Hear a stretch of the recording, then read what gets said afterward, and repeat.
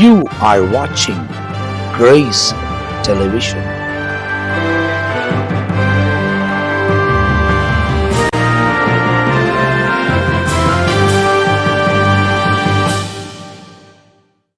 ஆண்டவரும் அருமை இரட்சகராக இயேசு கிறிஸ்துவின் நாமத்தினால் உங்கள் யாவருக்கும் என் அன்பின் வாழ்த்துக்களையும் ஸ்தோத்திரங்களையும் நான் தெரிவித்துக் கொள்கிறேன். தேவனுடைய பெரிதான கிருபையால் சுவிசேஷம் என்ற இன்னொரு எபிசோடில் உங்களோடு கூட கர்த்தருடைய வார்த்தைகளை பகிர்ந்து கொள்வதில் நாங்கள் எல்லோரும் மிகுந்த மகிழ்ச்சி அடைகிறோம். தொடர்ந்து சுவிசேஷம் அறிவிக்கப்பட, பிரசங்கிக்கப்பட, அதன் காரியங்களை அறிந்து கொள்ள தேவன் உதவி செய்கிறபடியால் நான் தேவனை துதிக்கிறேன். தொடர்ந்து இந்த சுவிசேஷம் என்ற நிகழ்ச்சியில் ஆரம்ப பகுதிகளை நீங்கள் பார்க்கும் போது, ஒவ்வொரு எபிசோடுகளை நீங்கள் கவனிக்கும் போது, மேல் நோட்டமாய் 4 சுவிசேஷ புத்தகத்தின் முக்கியத்துவம், அதோடைய சரித்திர பாய்ந்த சில காரியங்கள், யாரால் எழுதப்பட்டது, யாருக்கு எழுதப்பட்டது, எந்த நேரத்தில் எழுதப்பட்டது, இப்படிப்பட்ட ஏராளமான காரியங்கள் உங்களுக்கு துல்லியமாய் போதிக்கப்பட்டிருக்கிறது. போன எபிசோட்லாம் நம்மத்தில எல்லாரும் ஒன்று கூடி வராததுனால சுவிசேஷத்தை குறித்து நம்மத்தில பிஷப் ரெவரண்ட் பென்னி ஐயா, ரெவரண்ட் ஜான் பீட்டர் ஐயா அவர்கள் தொடர்ந்து அவங்களுக்கு இந்த வெளிப்பாடுகளை ஒவ்வொன்றும் நம்மத்தில பகிர்ந்து கொண்டிருக்கிறார்கள். ஆனால் இந்த நேரத்தில் நாங்களாம் ஒன்று கூடி வந்து கர்த்தருடைய நாமத்தை மகிமைப்படுத்த தொடர்ச்சியாய் மத்தேயு எழுதின சுவிசேஷம் 2ஆம் அதிகாரம் அப்படியே நாம் தியானித்துக் கொண்டு போக போகிறோம். 1ஆம் அதிகாரம் வரை எல்லா காரியமும் உங்களுக்கு துல்லியமாய் சொல்லப்பட்டிருக்கிறது.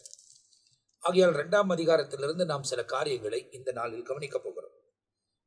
மத்தேயு எழுதின சுவிசேஷம் 1ஆம் அதிகாரம் 1லிருந்து 25 வரைக்கும் இயேசு என்று அவருக்கு பெயரிடுவாயாக, அதுவரை நமக்கு துல்லியமாய் போதிக்கப்பட்டிருக்கு.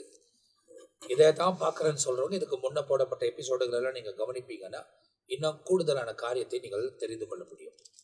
ஆனால் இந்த பகுதியில் மத்தேயு எழுதின சுவிசேஷம் 2ஆம் அதிகாரம் முதல் கொண்டு வசனமாய் கொஞ்சம் அப்படியே நாம் முன்னேறி கடந்து போக போகிறோம். நம்மத்திலே இந்த நாளிலே தேவனால் பயன்படுத்தப்படுகிற, தேவனுடைய திருசபையை நடத்துகிற தேவனுடைய ஊழியக்காரர்கள் நம்மத்தில் இருக்கிறார்கள். ஆகையால் அவங்களுக்கு வெளிப்படுத்தப்பட்ட விஷயங்களை நம்மோடு கூட பகிர்ந்து கொண்டு போகிறார்கள். முதலாவது நம்மத்தில ரெவரண்ட் ஜான் பீட்டர் ஐயா அவர்கள் பகிர்ந்து கொள்வார்கள். ஏற்பாட்டில் உள்ள சுவிசேஷ புத்தகங்களில் ஆண்டவர் நமக்காய் கொடுத்திருக்கிற வெளிப்பாடுகளை படிப்பது நமக்கு கிடைத்த ஒரு மேன்மையான காரியம். 2ஆம் அதிகாரத்தின் முதல் வசனம், ஏரோது ராஜாவின் நாட்களில் யூதேயாவில் உள்ள பெத்லெகேமிலே இயேசு பிறந்த பொழுது கிழக்கிலிருந்து சாஸ்திரிகள் எருசலேமுக்கு வந்து, யூதருக்கு ராஜாவாக பிறந்திருக்கிறவர் எங்கே? கிழக்கிலே அவருடைய நட்சத்திரத்தை கண்டு அவரை பணிந்து கொள்ள வந்தோம் என்றார்கள். இந்த 2ஆம் அதிகாரம் 5 விதமாக 5 பகுதியாக பிரித்து நாம் தியானிக்க முடியும். 5 பகுதியாக. அதில் குறிப்பாக 1ஆம் வசனத்திலிருந்து 8 வரைக்கும் ஒரு பகுதியும், 9லிருந்து 12 வரைக்கும் ஒரு பகுதியாக நாம் இந்த சம்பவத்தை வைத்து தியானிக்க முடியும். இப்போ முதல் வசனத்தை நான் படித்தேன். இதில் குறிப்பாக இயேசு கிறிஸ்துவின் குழந்தை பருவம், இயேசு கிறிஸ்துவின் இளமை, இன்னும் அந்த வாலிபத்திற்கு அடுத்து அந்த அளவுக்கு அவர் போகலை, அவருடைய இளமை, அந்த பருவம், குழந்தை பருவம், அதை குறித்து தான் இந்த 2ஆம் அதிகாரத்தில் என்னென்ன நடந்தது என்பதை விரிவாக நாம் நிதானமாக வார்த்தைகளை படிக்கும்போது புரிந்து கொள்ள முடியும். முதல்ல ஒரு கேள்வி என்ன அப்படின்னு சொன்னால், சாஸ்திரிகள் எருசலேமுக்கு வந்தார்கள். அதான் இந்த இதில் முக்கியமாக அந்த பகுதியில் சொல்லப்பட்டிருக்கிறது. எங்கிருந்து வந்தார்கள்? இந்த 12 வசனம் வரைக்கும் கீழ்ப்பகுதியில் கூட இந்த சாஸ்திரிகளை பற்றியதான விவரம், இன்னும் மற்ற அநேக காரியங்களை படிக்க முடியும். இப்போ முதல்ல ஒரு வார்த்தை, யார் வந்தது அப்படின்னா சாஸ்திரிகள் வந்தார்கள். இந்த சாஸ்திரிகளை குறித்து விளக்கமாக படிக்கும்போது கொஞ்சம் நாம் அவங்க யார், அவங்க எப்படிப்பட்டவங்க, அவர்களை குறித்து வேதம் என்ன சொல்லுகிறது, அவங்க ஏன் வந்தாங்க என்கிற விஷயங்களை இன்னும் கீழே படிக்கும்போது அதை புரிந்து கொள்ளலாம். எங்கிருந்து வந்தார்கள் அப்படின்னா கிழக்கிலிருந்து வந்தார்கள். இப்போ கிழக்குன்னா கிழக்கு, மேற்கு, வடக்கு, தெற்கு, 4 பகுதி இருக்கு. அப்போ மற்ற 3 பகுதியிலே உள்ள காரியங்களை சொல்லாமல் கிழக்கு அப்படின்னு சொல்லப்பட்டிருக்கு. அப்போ கிழக்குன்னா அந்த நாட்களில் அந்த பகுதி எது என்று ஆராய்ந்து பார்க்கும்போது 3 காரியம் சொல்றாங்க. கிழக்கிலிருந்து வந்தார்கள். 1 பாரசீகம், 2வது இந்தியா, 3வது சீனா. இதுதான் இந்த பகுதியிலிருந்து தான் அவங்க வந்திருக்க கூடும், கிழக்கிலிருந்து வந்தார்கள் அப்படின்னு. பட் இப்போ நீங்க பேசும்போது ஃபர்ஸ்ட் இப்போ புரியுது. அதாவது கிழக்கு அப்படின்னு சொல்றப்ப இந்த வீடு வாங்குறவங்க கூட ஈஸ்ட் ஃபேஸிங்ல வேணும்னு வாங்க. எனக்கு புரியாது உண்மையில. ஏன்னா எந்த பக்கத்துல ரோடு இருந்தாலும் எந்த பக்கம் டோர் வச்சாலும் வெளியே போறோம் உள்ள வராது, நமக்கு அது பிரச்சனை இல்லை. ஆனா பாக்குறவங்க எல்லாம் என்ன சொல்லுவாங்க, ஈஸ்ட் ஃபேஸ்டிங்ல இருக்குதா பாருங்க அப்படின்னுவாங்க. ஒருவேளை அவங்களுக்கு அது ஈஸ்ட் ஃபேஸ்டிங்ல கிடைக்கலன்னா கூட அவங்க வீடை கட்டும் போது அதை ஈஸ்ட் ஃபேஸ்டிங்ல அவங்க வாசலை வச்சு உள்ள போற மாதிரி அவங்க பிளான் பண்ணி கட்டுவாங்க. அப்ப இந்த ஈஸ்ட்ல அப்படி முக்கியம் என்ன இருக்கு? அது வேதாகமத்தில் கிழக்கு முக்கியப்படுத்தப்பட்டிருக்கிறது. சரி, கிழக்கு அது எந்த 3 பகுதி இருந்தாலும் எருசலேமில் கூட அந்த கிழக்கு வாசல், இன்னைக்கு அந்த கிழக்குங்கிறது அந்த தேவாலயத்துல கூட அந்த கிழக்கு வாசல் இன்னும் மூடப்பட்டிருக்கிறது. ஆண்டவர் இயேசு கூட அது வழியாதான் பிறப்பிலே அவரை பார்க்க வந்தவங்க கிழக்கிலிருந்து வந்தாங்க. ஆனா அவருடைய வருகையின் காலத்துல கூட அந்த கிழக்கு வாசல் வழியாதான் போவாங்க என்பதெல்லாம் சொல்லப்பட்டிருக்கு. இப்போ கிழக்குன்னு எடுத்துக்கொள்ளும் போது நம்ம சூரியன் உதிக்கிறது, வெளிச்சம் கொடுக்கக்கூடிய ஒன்று, இருளாய் இருக்கக்கூடிய ஒன்று மாறி வெளிச்சம் உதிப்பது, அப்புறம் மேலே மறைஞ்சிருது, இருட்டு தொடங்கிடுது, இப்படியெல்லாம் பொதுவாகவும் பேசலாம். அதனால் நான் எப்படியா யோசிக்கிறேன், கிழக்கிலிருந்து சாஸ்திரிகள் எருசலேமுக்கு வந்தார்கள். கிழக்கு ஒவ்வொரு திசையும் வேதத்துல பார்த்தா ரொம்ப முக்கியத்துவமா இருக்கு. அப்போ கிழக்கிலே சாஸ்திரிகள் வந்தார்கள். அப்போ இயேசு பிறந்த திசை கிழக்கு திசை. அப்போ இயேசு ஏன் கிழக்கு திசையில பிறந்தாரு அப்படின்னு கொஞ்சம் ஆராய்ச்சி பண்ணி பார்த்தா நான் யோசிக்கிறேன், உலக ரட்சகராக இயேசு கிறிஸ்து பிறந்த திசை கிழக்கு, பாவம் பிறந்த திசையும் கிழக்கு. ஏன் அப்படின்னு கேட்டா, கிழக்கே ஏதேன் என்னும் தோட்டம்.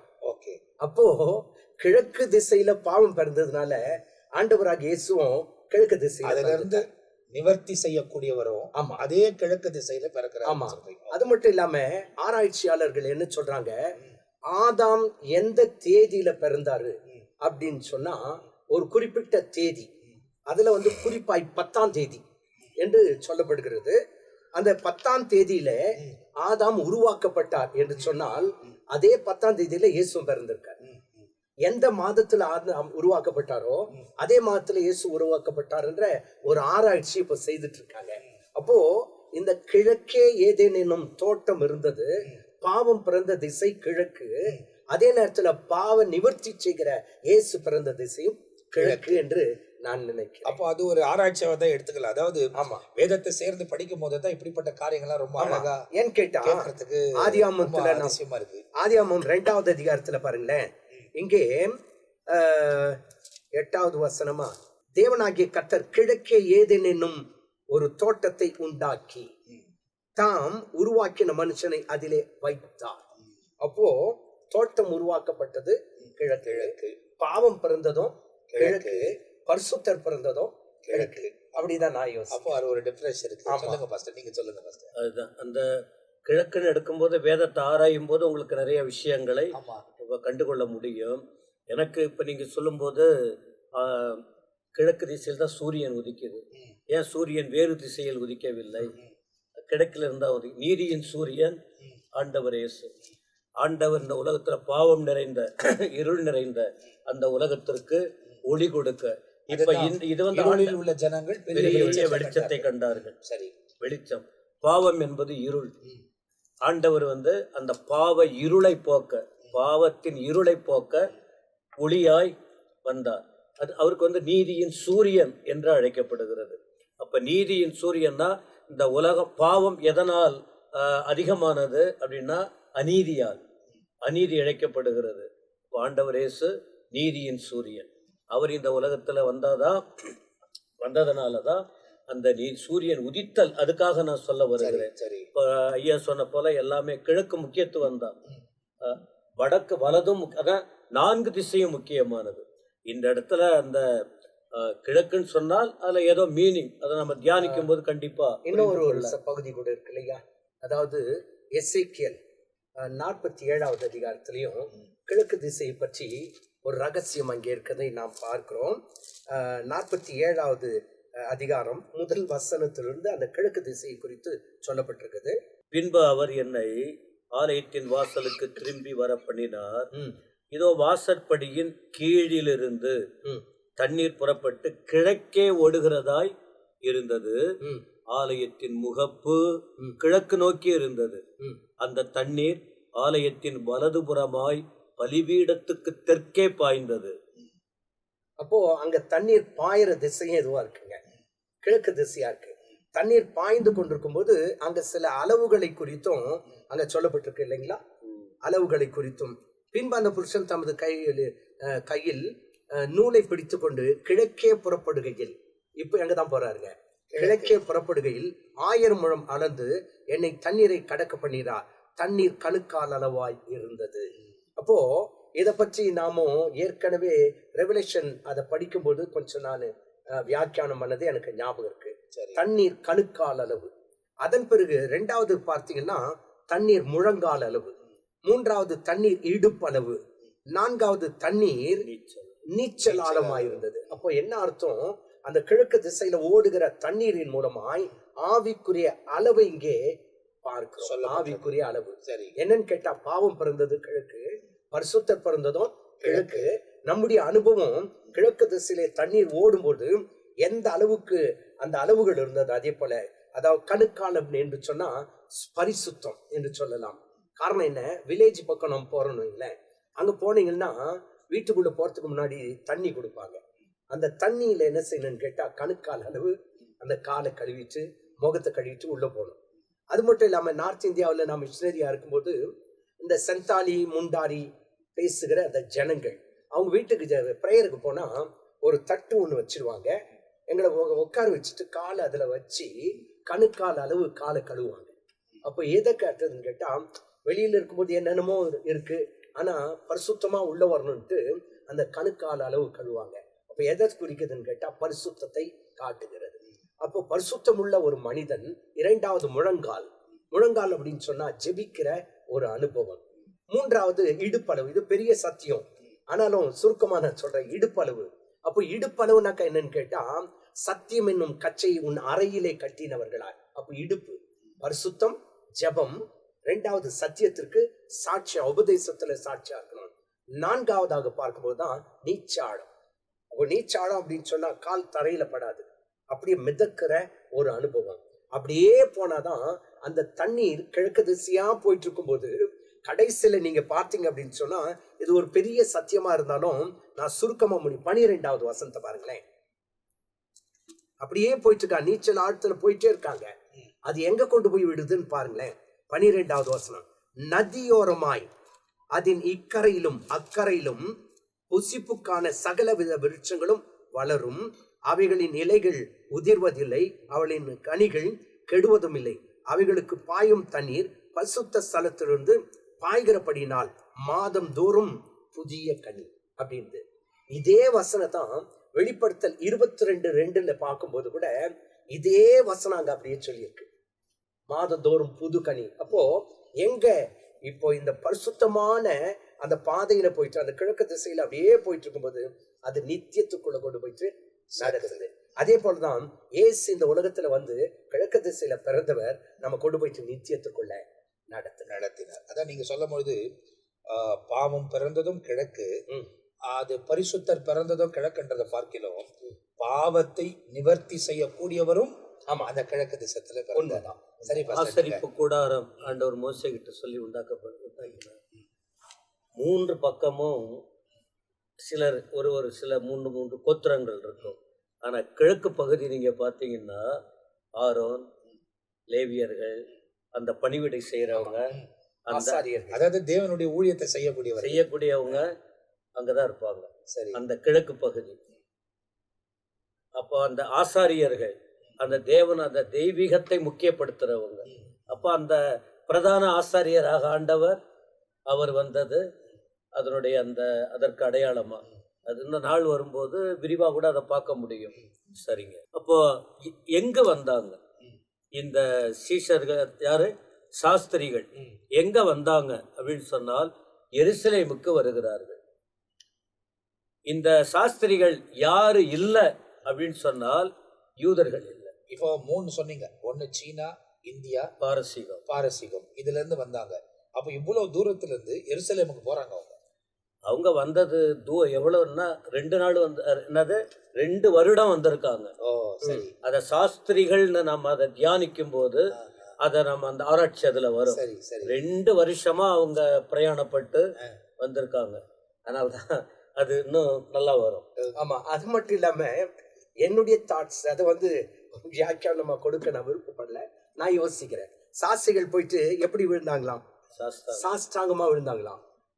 இது ஒரு ஜோக்கா கூட சொல்லலாம், ஒருவேளை சீரியஸா கூட நம்ம எடுத்துக்கலாம். ஆனா தயவு செய்து தவறா இருந்தா தப்பு பண்ணிட்டார் பாஸ்ன்னு சொல்ல வேண்டாம். என்னுடைய யூகம் என்னன்னு கேட்டா, எல்லாருமே போய் வணங்குறதுல ஒரு விதம் இருக்கு. என்னன்னு கேட்டா, உதாரணமா ஒரு முகமதியர்களோ மற்ற ஆட்கள் போயிட்டு பார்த்த உடனே கட்டி பிடிச்சுவாங்க, அப்படி கட்டி பிடிப்பாங்க. அது மட்டும் மேற்கத்திய நாடுகள் அவங்கள எடுத்துக்கிட்டா போய் அறிமுகமாகும் போது அலோ அப்படின்ட்டு கையை குலுக்குவாங்க.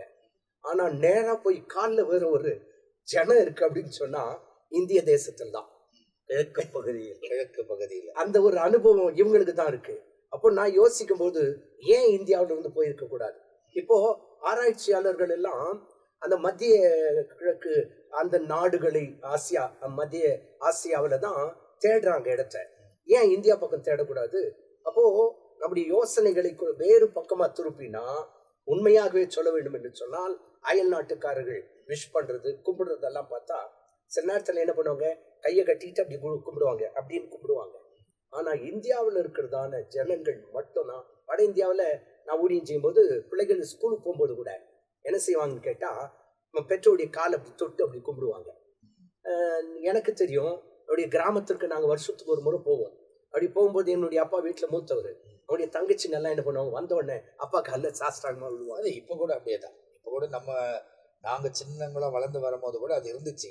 இப்போ இந்த டெக்னிக்கல், அதாவது டெக்னாலஜி உலகத்துல வரும்போது தான் கொஞ்சம் கொஞ்சமா மறையுது. ஆனா ஒரு சில இடத்துல மறைவா இருக்கு, பட் ஆனா வெளிரங்கமா இல்லை. ஆனா நாங்க சின்ன வயதுல வளர்ந்து வரும்போது கூட நாங்க அவங்க பெற்றோர் காலில் அவங்க விழுறதை பார்த்து நாங்களும் உழ போயிருக்கிறோம். ஆமா, ஏன்னா அவங்க அந்த அளவுக்கு மரியாதை கொடுத்தாங்க அந்த நாட்கள்ல. ஸோ இவங்க வராங்க, அது தொடர்ச்சியா பாஸ்டர். இது அதான் அந்த சாஸ்திரிகள் யூதர்கள் வழிபடுகிற விதம் வேற, வணக்கத்தின் முறை. ஆனா சாஸ்திரிகள் இங்கிருந்து போனாங்கன்னு சொன்ன பாருங்க, கிழக்கில் இருந்து. அவங்களுடைய இப்போ பாஸ்டர் சொன்னதுனால அந்த ஒரு பாயிண்ட் சொல்றேன், வழிபடும் விதம். அவங்க அந்த ஏரியாவில், அதனால்தான் அவங்க பணிந்து கொண்டது எதனாலன்னு சொன்னா, அவங்க யூதர் இல்லை. யூதராயிருந்தால் வேத வசனத்தின்படி அந்த முறையை கையாண்டிருப்பாங்க. இவங்க புறஜாதி, சாஸ்திரிகள் புறஜாதி என்று அழைக்கப்படுகிறது. அப்போ நீங்க சொல்லும் போது எனக்கு இன்னொரு கவனத்துக்கு வருது என்னன்னா, இயேசு ஊழியம் செய்தது தப்ப, நான் என் வீடு கூட என்ன இவ்வளவு நம்பல அப்படின்னு சொல்றாரு. நான் இஸ்ரவேல் ஜனங்களுக்காக தான் வந்தேன், அவங்கள மீட்கணும் தான். அவங்களுக்குள்ள கூட இந்த மாதிரி ஒரு விசுவாசம் இல்லைன்னு பார்த்து சொல்லியிருக்கிறார். அவங்க கூட இந்த அளவுக்கு என்ன நம்பலன்னு சொல்லியிருக்கிறார். அப்போ ஒரு பிறப்பு ஆரம்பத்திலிருந்தே அப்படிப்பட்ட ஒரு காரியம் வருது இல்லை பாஸ்டர்? கண்டிப்பா கண்டிப்பா. ஏன்னா இவங்க 3 பேர் யூதர்கள் இல்லைன்னு சொல்லும் போது அவங்க வராங்க அந்த பக்கத்து. சொல்லுங்க பாஸ்டர். அப்போ அவங்க என்ன பண்றாங்கன்னு சொன்னா, எருசலேமுக்கு வர்றாங்க. எருசலேம், அதான் எருசலேம்ல தான் எல்லாத்துக்கும் விமோச்சனம் கிடைக்குது. முழு உலகத்திற்கும் ரட்சிப்பு உண்டான இடம், ஆண்டவர் இயேசு பிறந்த இடம். அது அங்கிருந்தா எல்லாமே நடக்குது, துவக்கம் முதல் முடிகிற வரைக்கும் எல்லாமே வரப்போறதும் அதை மையமா வச்சுதான். வேதமே மையமே அதுதான். வேதத்தின் மைய அந்த சென்டர் பாயிண்ட எருசலேம் தான். அப்ப இவங்க எருசலேமுக்கு வராங்க. எருசலேம் எது? இஸ்ரேலின் தலைநகரம். அந்த இடத்துக்கு முதல் தலைநகரம் இல்லாத இருந்துச்சு, இப்போ அனௌன்ஸ் பண்ணப்பட்டிருக்கு அது தலைநகரம். ஆமா, அதுக்கு நம்ம சரித்திரங்கள் தியானிக்கிறாங்க. ரைட்டுங்க. எப்பொழுது அவங்க வந்தாங்க? இந்த 2ஆம் அதிகாரத்தின் முதல் வசனத்துல எப்ப வந்தாங்க? இயேசு கிறிஸ்து பிறந்த பொழுது. இயேசு கிறிஸ்து பிறந்த பிறகுதான் அவங்க போறாங்க. இயேசு அப்போ இயேசு கிறிஸ்து பிறப்பார் அப்படின்னு சொல்லிட்டு நம்ம 1ஆம் அதிகாரத்துல தெளிவாக படித்தோம். தீர்க்க தரிசன ஆதாரங்களும் அதனுடைய காரியங்களை நாம அதிகமா தியானித்திருக்கிறோம். இயேசு கிறிஸ்து பிறப்பார், இப்படி பெயரிடப்படுவார் என்றெல்லாம் தெளிவாய் பேசப்பட்ட பின்பு இப்ப 2ஆம் அதிகாரத்துல தெளிவா இருக்கு, பிறந்த பொழுது. பிறப்பார் இல்லாம அந்த காலம் நிறைவேறின போது அவர் இயேசு கிறிஸ்து பிறந்தார். அதை குறித்து பார்க்கிறோம். சரி, இயேசு எங்கே பிறந்தார்? எங்கே பிறந்தார் அப்படின்னு சொன்னா யூதேயாவில் உள்ள பெத்லகேமில். யூதேயாவில் உள்ள பெத்லகேமில் எவ்வளோ இடம் இருக்கு, அங்கெல்லாம் பிறக்கல. தேவன் குறித்த அந்த இடம் யூதேயா. இப்போ நம்ம இஸ்ரேல் நாட்டை அந்த பகுதியில் குறிப்பா 3 பகுதி, யோர்தான் நதி ஓரத்துல 3 பகுதி குறிப்பிடப்படும். ஒன்று யூதேயா, இன்னொன்னு கலிலேயா, இன்னொன்னு சமாரியா. இது மேல அந்த கலிலேயா கடல் ஓரம் அது இருக்கும். அந்த மேப் வச்சு பார்க்கும்போது தெரியும். ஒரு யோர்தான் நதி ஒரு இது போட்டு போகும், யோர்தான் நதி ஒன்று, அதுக்கு அந்த பக்கத்துல இந்த 3 பகுதியும் இருக்கு. இப்போ இந்த யூதேயா யூதேயா அந்த இடத்துல தான் இவர் பிறப்பார் அப்படின்னு சொல்லியிருக்க. அடுத்த வசனங்கள் வரும்போது ஆதாரத்தோட படிக்க போகிறோம். யூதேயாவில் உள்ள பெத்லகேம். அப்போ பெத்லகேம் எங்க இருக்கு? யூதேயாவில். அப்போ யூதேயாவின் இதனுடைய முக்கிய தலைநகரம் எது? எருசலேம். இப்போ இவங்க எருசலேம் போனதுக்கு காரணம் இருக்கு. கரெக்டா இவங்க இயேசு கிறிஸ்து பிறந்த இடத்துக்கு போகல, பிறந்த பொழுது போனாங்க. இயேசு பிறந்துட்டாரு, அவங்களுக்கு 2 வருஷமா பிரயாணத்தை தொடங்குறாங்க. அவங்க வருவது எருசலேமுக்கு வர்றாங்க. எருசலேம் தலைநகரம். அப்போ அதை படிக்கும்பொழுது ஏன் எருசலேமுக்கு வந்தார்கள் அப்படின்னா, ஆளுகை செய்கிற இடம், அதிகாரம் இருக்கிற இடம், ராஜா இருக்கிற இடம். அவங்க அப்படின்னா அடுத்த வசனங்கள் படிக்கும்போது அவர்கள் எருசலேமுக்கு போனதுக்கும் அடுத்து பெத்லகேமுக்கு வரக்கூடிய வழி அது வேறு ஒரு வழி காட்டப்படுகிறது. அதை வசனத்தில் படிக்கும்போது பார்க்க முடியும். சரி, யாருடைய நாட்களில்? அதே வசனம், ஏரோது ராஜாவின் நாட்களில். இதை ஏரோது அப்படி படிக்கணும். இப்ப கீழே சொல்றேன், ஏரோது ராஜாவின் நாட்களில். ஏரோது அப்படின்னு சொன்னா பெரிய ஏரோதுன்னு சொல்லுவாங்க. அப்ப அடுத்து வரக்கூடிய எல்லாருமே அந்த ஜெனரேஷன் அப்படி வரும்போது ஏரோது ஏரோது ஏரோது அப்படிதான் வரும். பெயர் மாற்றப்படும். எகிப்தில் இருக்கும் போது ஃபாரோ, அதாவது பார்வோன் சொல்லுவாங்க. அவங்களுக்கு வேற வேற பேர் இருந்துச்சு. மோசே போனப்ப ராம்சி இருந்தார், ஆனா அவருக்கு ஃபாரோன்ற பேர் இருந்தது.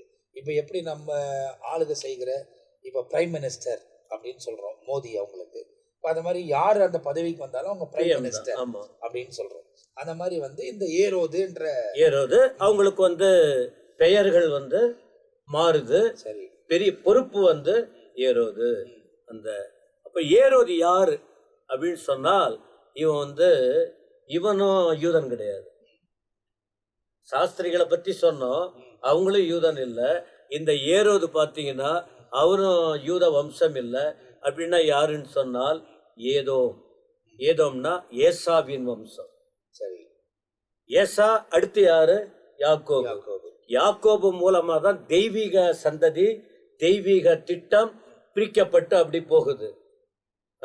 ஆனா ஏசா அவர் வேற விதத்துல போயிடுறாரு.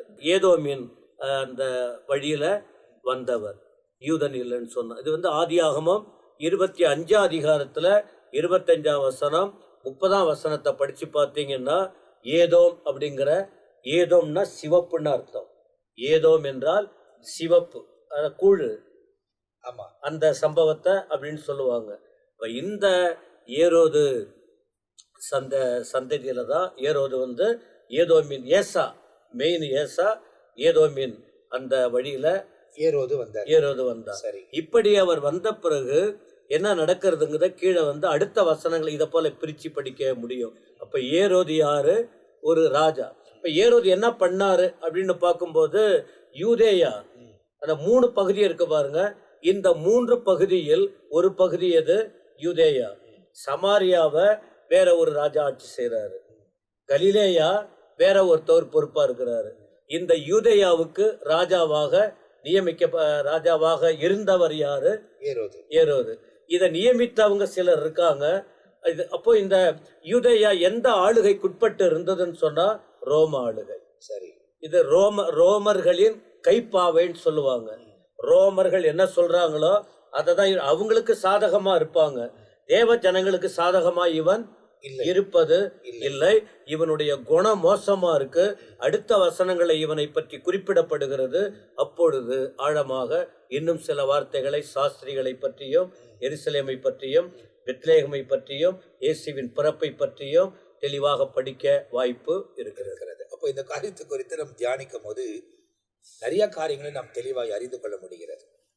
அப்ப இந்த கிழக்கை குறித்தும் இவர்கள் வந்தவர்கள் எந்த தேசத்து உடையவர்களாக இருப்பார்கள், அவங்க பழக்கத்தை கொண்டு அதை நாம் ஆராய்ச்சி செய்ய முடியும். அதே நேரத்தில் அவர்கள் வந்து பணிந்து கொள்ளுகிறார்கள். அவங்களுக்கு அந்த நட்சத்திரத்தின் அடையாளம் காட்டப்படுகிறது. அப்போ பாஸ்டர் சொல்லும் போது 2 வருஷமா இவங்க பிரயாணப்பட்டு வராங்க எருசலேமுக்கு.